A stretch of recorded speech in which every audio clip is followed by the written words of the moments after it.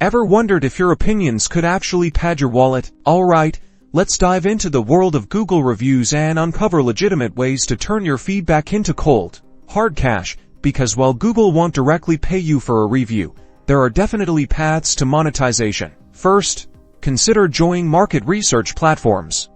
Some companies offer rewards for completing surveys or providing feedback on products and services, and part of that might involve leaving Google reviews based on your experiences. Next up, freelance writing and online reputation management. Businesses often need help crafting compelling Google reviews and managing their online presence, so sharpen your writing skills and offer your services to local businesses. Remember, always maintain transparency and honesty, because your credibility is your biggest asset. Focus on providing genuine, helpful reviews that reflect your actual experiences, whether positive or negative. So, while the path to Google review riches isn't paved with gold, with a little creativity and a commitment to ethical practices, you can absolutely find ways to make your opinions pay.